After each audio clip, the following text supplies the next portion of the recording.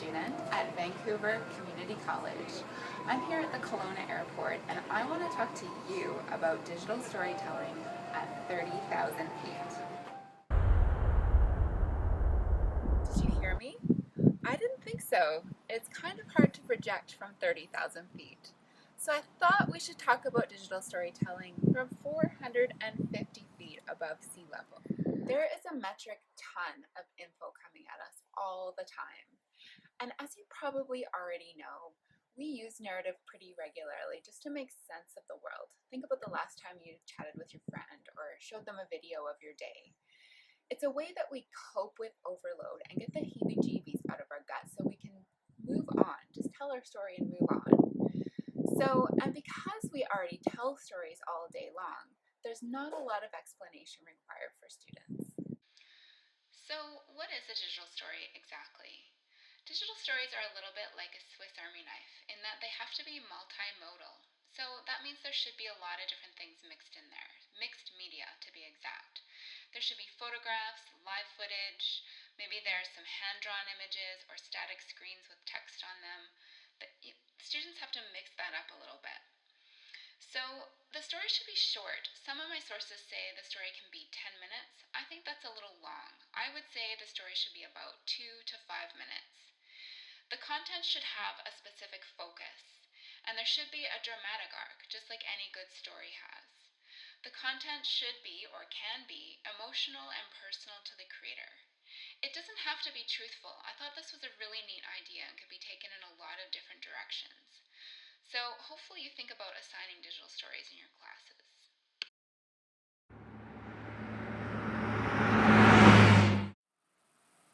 So let's finish the rest of the story here at 380 feet above sea level at Sprout Lake. So I think digital storytelling is the funnest thing a teacher could bring into the adult classroom. I'm going to talk a little bit about some best practices for assigning them. So assign digital storytelling when you want your students to take time to work through some complicated subject matter. Make sure that you give them the space to work through it and really process. Give them free rein to be creative and encourage them to have fun. Show them a few examples, let them know what the required elements are, as I said previously, and then just let them rock and roll. Let them roll with it on their own. Another thing to be prepared for is how will you provide technical support, or will you provide it at all? Are you going to call on resources at your company or school? Perhaps you want to just take a hands-off approach and let students know they'll need to use whatever media they choose. So I feel like for me, to know one is to do one. So try creating your own digital story first before assigning it. And why not make it for other teachers to use as a resource, or simply just to explore something in your own life? Talk about a good time. In case you haven't noticed, I like to have fun. So the role of the student and the teacher is to have a blast while getting some work done. So the educator should act as a guide through the digital story process. Since one of our rules is that the story has to include emotion, be sure to be sensitive to what students might be going through as they work through their story. Allow them to see their story as a reflection of their own learning process, and be sure to connect them with resources such as counseling if needed. So that being said, using emotion doesn't have to mean the story contains heavy themes. It can be funny or silly too. Students should be prepared to write a script, develop the story, and use research to make their project. They should understand that their work is heading into the public sphere, so make sure that they ask questions of themselves around what they want to put out there.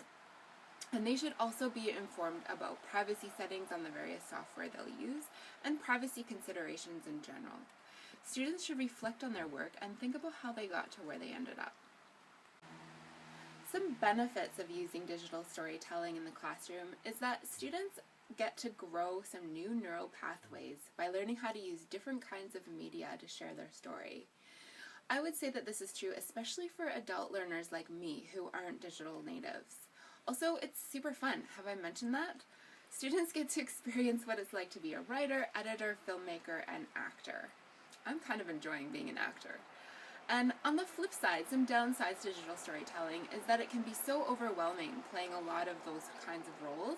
You have to also learn the technology at the same time, and I can say from personal experience that the process is really time consuming, and you do need to you can put a ton of time into something that's not going to work out the way you'd hoped it would.